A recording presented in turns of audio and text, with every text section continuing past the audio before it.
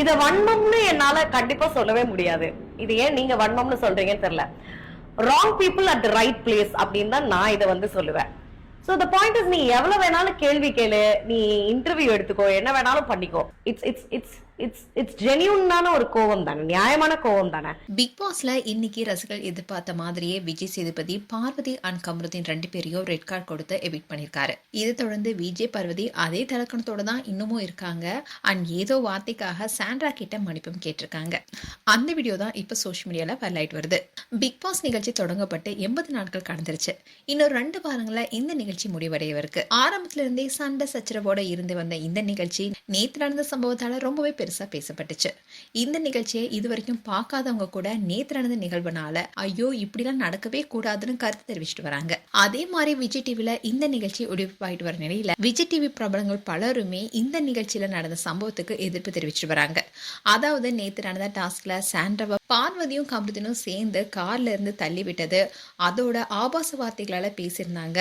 அதுக்கப்புறமா பெரிய சண்டை நடந்தது. அண்ட் இதை தொடர்ந்து சாண்ட்ராவுக்காக பிக் பாஸ் வீட்ல இருந்த மற்ற 6 போட்டியாளர்களுமே குரல் கொடுத்திருந்தாங்க.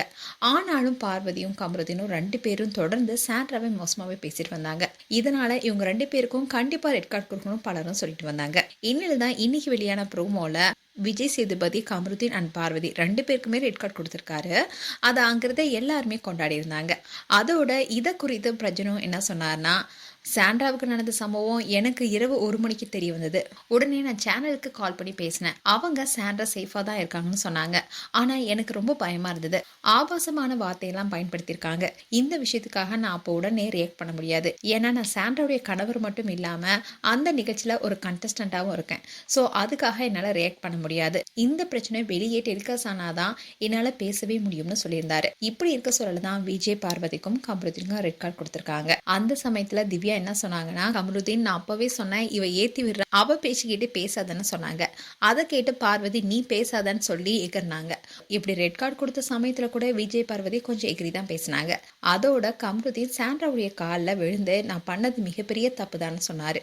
அண்ட் பார்வதியும் நான் மிகப்பெரிய தப்பு பண்ணியிருக்கேன், இது வாழ்க்கையில உங்களால மறக்கவே முடியாது, என்ன மன்னிச்சிடுங்கன்னு சொன்னாங்க. இந்த ப்ரோமோ கூட இப்ப வரலாயிட்டு வருது. இதை தொடர்ந்துதான் விஜய், பார்வதி சாண்ட்ராவுக்கு நான் பண்ணது தப்பு தான், அந்த சமயத்துல டாஸ்க்ன்றதுனாலதான் நான் அப்படி பண்ணனே தவிர சாண்ட்ரா மேல எந்த வன்மத்தையும் வச்சு நான் அவங்களை தள்ளல. அந்த டைம்ல அந்த டாஸ்க்ன்ற காரணத்தினாலதான் அவங்களை தள்ளி விட்டேன். இது மாதிரி அவங்களுக்கு பேனிக் அட்டாக் வரணும்னு எனக்கு தெரியாது. நான் செஞ்சது தப்பு தானு பார்வதி இப்ப மன்னிப்பு கேட்டிருக்காங்க. மேலும் விஜய், பார்வதி குறித்து உங்களுடைய கருத்துக்களை கமெண்ட் செக்ஷன் சொல்லுங்க. இது போன்ற வீடியோஸை பார்க்க நியூஸ் தமிழ் கிட்ஸ் சேனலை சப்ஸ்கிரைப் பண்ணுங்க. மறக்காம நோட்டிபிகேஷன் பட்டனை கிளிக் பண்ணுங்க.